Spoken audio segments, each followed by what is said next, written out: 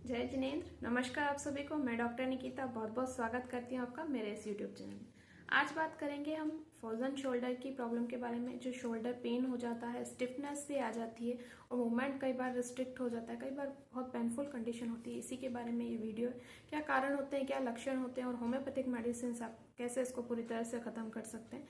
तो चलिए वीडियो को स्टार्ट करते हैं। वीडियो को स्टार्ट करने से पहले रिक्वेस्ट है कि अगर चैनल पर नए हैं और पहली बार वीडियो देख रहे हैं तो चैनल को जरूर सब्सक्राइब कीजिएगा, बेल आइकन पर जरूर क्लिक कीजिएगा ताकि आगे आने वाले वीडियोस के नोटिफिकेशंस आपको मिल सके।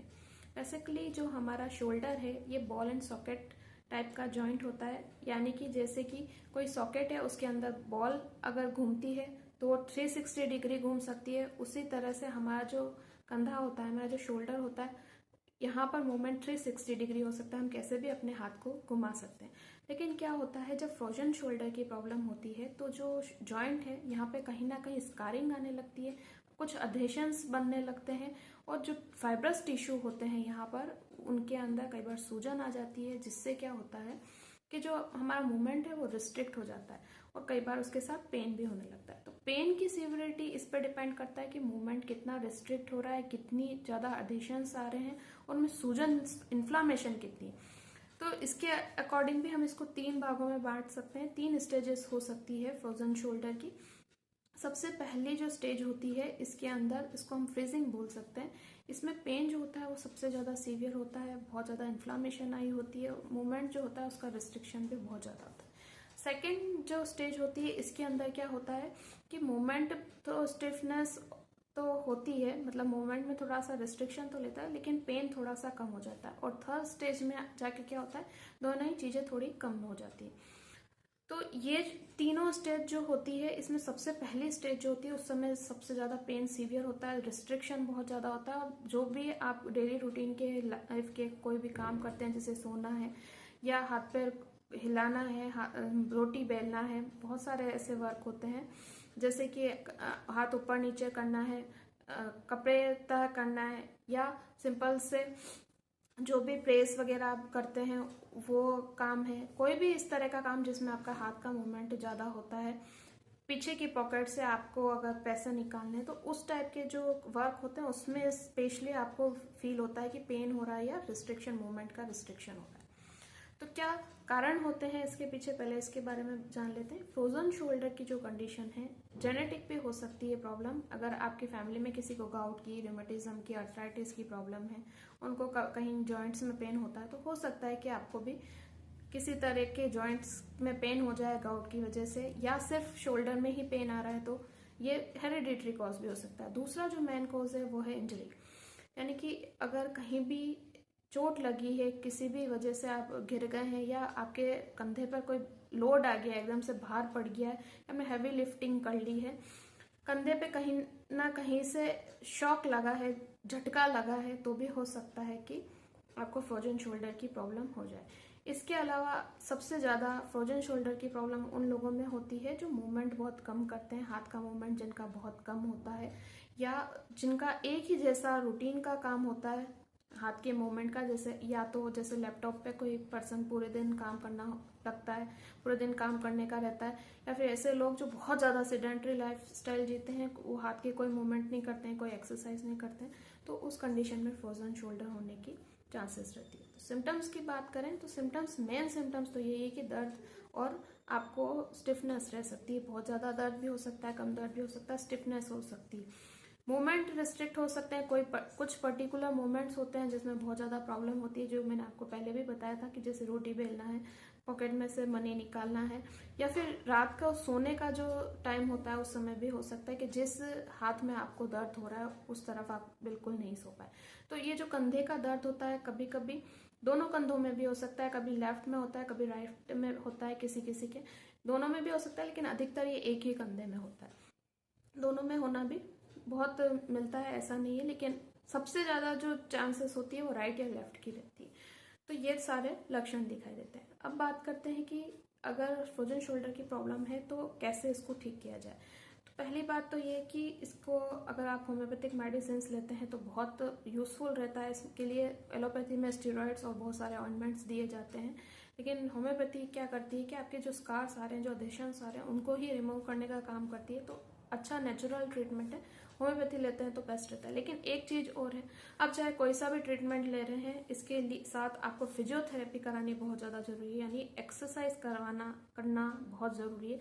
जितना ज़्यादा आप एक्सरसाइज करेंगे, लाइट होनी चाहिए एक्सरसाइज, ऐसा नहीं है कि बहुत ज़्यादा विगरस आप बहुत ज़्यादा हैवी एक्सरसाइज कर लें। लेकिन एक्सरसाइज अगर आप नहीं करेंगे तो जो खुलने वाली जो चीज़ है, जो जॉइंट खुलने वाली चीज़ है, वो एकदम से नहीं होगी। तो हल्की फुल्की आपको एक्सरसाइज करनी है, चाहे आपको दर्द भी हो रहा है तो भी आपको हल्की फुल्की एक्सरसाइज करनी है, ताकि जो मेडिसिन के रिजल्ट्स हैं वो बहुत जल्दी हों और आपका जॉइंट जो है, उसके जो अधेशंस है और स्कार टिश्यू जो है वो और ज़्यादा ना बढ़े। क्योंकि अगर आप मूवमेंट करते हैं तो अधेशंस जो है वो धीरे धीरे खुलने लगते हैं। तो एक्सरसाइज करनी है, मूवमेंट करना है और साथ में आपको होम्योपैथिक मेडिसिन लेने हैं, ताकि आपको बेस्ट से बेस्ट रिजल्ट मिल सके। तो अब बात करते हैं होम्योपैथिक मेडिसिन की कि कौन सी मेडिसिन बेस्ट रहेगी फ्रोजन शोल्डर की। तो फ्रोजन शोल्डर में भी सेम चीज़ मैं कहना चाहूँगी, लक्षणों के हिसाब से अगर आप मेडिसिन लेते हैं तो बहुत अच्छे रिजल्ट्स मिलते हैं। 2 मेडिसिन ऐसी हैं जो कोई भी फ्रोजन शोल्डर वाला पर्सन ले सकता है, चाहे उसको किसी भी तरह का दर्द हो। बाकी की सारी जो मैं मेडिसिन बताऊँगी वो सिम्टोमेटिक बताऊँगी। तो आप ऐसा कर सकते हैं कि ये दोनों मेडिसिन जो मैं आपको पहले बताऊंगी वो मेडिसिन आप लेकर आ जाइए और लेना स्टार्ट कर दीजिए। और बाकी की जो मेडिसिन है उसमें से जिसका लक्षण आपको लगता है कि आपकी प्रॉब्लम से मिलता जुलता है तो वो मेडिसिन आप उसके साथ में ले लीजिए, तो रिजल्ट जो होंगे वो बेस्ट होंगे। तो सबसे पहली जो मेडिसिन है उसका नाम है थियोसिनामिनम 3x। ये इतनी यूजफुल मेडिसिन है फ्रोजन शोल्डर की कि मैं लगभग हर फ्रोजन शोल्डर के केस में ये मेडिसिन ज़रूर यूज़ करती हूँ। इसका काम क्या है पहले इसके बारे में जान लेते हैं। ये जो स्कार टिश्यू फॉर्मेशन है, जो अधेशंस जो आपके बनने लगते हैं जॉइंट्स में, उसको हटाने का काम करती है, उनको गलाने का काम करती है और वहाँ पे जो नॉर्मल टिश्यू आने चाहिए उसका काम करती है। तो ये मेडिसिन बहुत यूज़फुल है। अगर बड़ी टैबलेट है तो आप 2-2 टैबलेट दिन में 3 बार ले सकते हैं, सुबह दोपहर शाम करके। और अगर छोटी टैबलेट है तो 4-4 टैबलेट दिन में 3 बार सुबह दोपहर शाम करके ले सकते हैं। नेक्स्ट जो मेडिसिन है उसका नाम है गुएकम। गुएकम कैसे लेना है आपको? मदर टिंचर फॉर्म में लेना है। गुएकम आर्थराइटिस की, रूमेटिज्म की, गाउट की बहुत अच्छी मेडिसिन। अगर जॉइंट में स्टिफनेस बहुत ज़्यादा रहती है, दर्द बना रहता है, तो सभी तरह के जॉइंट्स पेन में गुएकम ली जा सकती है। और ये जो शोल्डर पेन है, जो फ्रोजन शोल्डर है, इसकी भी ये बहुत अच्छी मेडिसिन है। इसको कैसे लेनी है? इस मेडिसिन को 10-10 बूंद आधा कप पानी में सुबह दोपहर शाम करके आप ये मेडिसिन ले सकते हैं। तो ये जो दोनों मेडिसिन है, थियोसिनामिनम 3x और गुएकम मदर टिंचर, ये हर पर्सन ले सकता है जिसको भी फ्रोजन शोल्डर की प्रॉब्लम हो रही है। नेक्स्ट जो मेडिसिन है उसका नाम है अर्निका 200। अर्निका 200, अगर आप मेरा वीडियो देखते हैं रेगुलर बेसिस तो आपने देखा होगा कि मैं अर्निका 200 बहुत फ्रिक्वेंटली बहुत सारी चीज़ों में यूज़ करने का बताती हूँ। रीज़न ये, कहीं पे भी अगर इंजरी हुई है और अगर कहीं पे भी मारने पीटने कुचलने जैसा दर्द है, बहुत सीवियर पेन है, कहीं भी सूजन आ रही है, ब्रूइश्डनेस है, तो वहाँ की ये मेडिसिन बहुत अच्छा काम करती है। तो अगर आपको पास्ट में कहीं भी इंजरी हुई है, आपके कंधे पे लोड आ गया है या इंजरी के कारण आपके कंधे में कोई भी किसी भी तरह की प्रॉब्लम हो रही है, तो अर्निका 200 आप जरूर लीजिए। अर्निका 200 2-2 बूंद सुबह शाम आप ले सकते हैं। अगर पेन सीवियर है तो आप इसको हर 2-2 घंटे में भी रिपीट कर सकते हैं। इसका कोई साइड इफेक्ट नहीं है। इसको आप pain killer as a pain killer use कर सकते हैं अगर इंजरी के कारण आपको शोल्डर में दर्द हो रहा है, तो बहुत अच्छी मेडिसिन है। नेक्स्ट जो मेडिसिन है उसका नाम है रूटा 200। रूटा 200 भी बहुत अच्छी मेडिसिन है फ्रोजन शोल्डर के केस में। जब आपको मसल्स की वीकनेस बहुत ज़्यादा है, मसल्स जो है आपकी वास्टिंग में जा रही है, आपकी मांसपेशियों में बहुत ज़्यादा दर्द रहता है, शोल्डर की स्टिफनेस के साथ, कंधे में दर्द के साथ, तो रूटा 200 बहुत अच्छी मेडिसिन है। 2-2 बूंद सुबह शाम आप इस मेडिसिन को यूज़ कर सकते हैं। मेडिसिन आपको काफ़ी अच्छे रिजल्ट देगी। इवन अगर टेंडन्स जो होते हैं आपके जॉइंट के, टेंडन्स और लिगामेंट्स, उनको भी मजबूती अगर आप देना चाहते हैं तो रूटा 200 बहुत अच्छी मेडिसिन है। नेक्स्ट जो मेडिसिन है उसका नाम है सिम्फाइटम 30। सिम्फाइटम 30 हड्डियों की बहुत अच्छी मेडिसिन है। जब आपको कभी भी फ्रैक्चर हुआ हो और आपके जो जॉइंट्स है उसमें बहुत ज़्यादा दर्द होता हो और हड्डियों में भी बहुत ज़्यादा दर्द होता हो, तो मेडिसिन बहुत यूज़फुल है। ये हड्डियों का जो फ्रैक्चर होता है कहीं पे भी हुआ हो तो उसको जोड़ने के लिए बहुत अच्छी मेडिसिन है। इसी तरह ये आपके बोन्स को स्ट्रेंथ देगी और आपके जो फ्रोजन शोल्डर की जो कंडीशन आ रही है उसको भी ये मेडिसिन ठीक कर देगी। कैसे लेना है? 2-2 बूंद दिन में 3 बार सुबह दोपहर शाम करके आप सिम्फाइटम 30 को ले सकते हैं और अपनी इस प्रॉब्लम से निजात पा सकते हैं। रूटा 200 जो मेडिसिन है, अगर ऑक्यूपेशनल आपको वजह से, यानी कि आप कोई काम कर रहे हैं, जैसे लैपटॉप पे आपका काम रहता है, उसकी वजह से अगर आपको शोल्डर पेन हो रहा है, फ्रोजन शोल्डर हो रहा है, तो रूटा 200 उसके लिए भी बहुत अच्छी मेडिसिन है। इसके अलावा राइट साइडेड अगर आपको पेन रहता है, राइट साइडेड अगर आपको शोल्डर पेन हुआ है तो उसके लिए 2 मेडिसिन आप यूज़ कर सकते हैं, फेरामेड 30 और सेंगोनेरिया 30। दोनों ही मेडिसिन बहुत अच्छा काम करती है। सेंगोनेरिया मेडिसिन जो है वो कैन वाली है, क्योंकि सेंगोनेरिया नाइट करके भी एक मेडिसिन होती है, ये सेंगोनेरिया कैन मेडिसिन है। सेंगोनेरिया कैन भी आपको 30 पोटेंसी में लेना है, फेरामेड भी आपको 30 पोटेंसी में लेना है। अगर आपको राइट साइड का शोल्डर पेन रहता है, राइट साइड का आपको फ्रोजन शोल्डर है, तो ये दोनों ही मेडिसिन आपको बहुत यूजफुल रहेगी। दोनों ही मेडिसिन आप 2-2 बूंद दिन में 3 बार सुबह दोपहर शाम करके ले सकते हैं। और अगर राइट साइड में आपको शोल्डर पेन हो रहा है, राइट साइड में आपको फ्रोजन शोल्डर की समस्या हुई है, तो ये मेडिसिन उसको पूरी तरह से ख़त्म कर देगी। नेक्स्ट मेडिसिन का नाम है कॉस्टिकम 30। कॉस्टिकम 30 किस कंडीशन में लेना है? अगर आपको लेफ्ट साइड का शोल्डर पेन है, लेफ्ट साइड का फ्रोजन शोल्डर की आपको समस्या है, तो बहुत यूजफुल है ये मेडिसिन। 2-2 बूंद दिन में 3 बार सुबह दोपहर शाम करके आप उस कंडीशन में ले सकता है जब साफ मौसम में को फ्रोजन शोल्डर की समस्या बहुत ज़्यादा बढ़ जाती है और नमी वाले मौसम में आपकी जो तकलीफ है वो कम हो जाती है, तो ये मेडिसिन बहुत यूजफुल है। 2-2 बूंद दिन में 3 बार सुबह दोपहर शाम करके आप ले सकते हैं कॉस्टिकम 30 की, और अपने फ्रोजन शोल्डर की जो प्रॉब्लम है उससे पूरी तरह से निजात पा सकते हैं। रस्टॉक्स 30 पे बहुत अच्छी मेडिसिन है फ्रोजन शोल्डर की। अगर नमी वाले मौसम में, ठंडक वाले मौसम में अगर आपकी प्रॉब्लम बढ़ जाती है और साफ मौसम में आपकी तकलीफ जो है वो कम हो जाती है, तो रस्टॉक्स 30 बहुत अच्छी मेडिसिन है।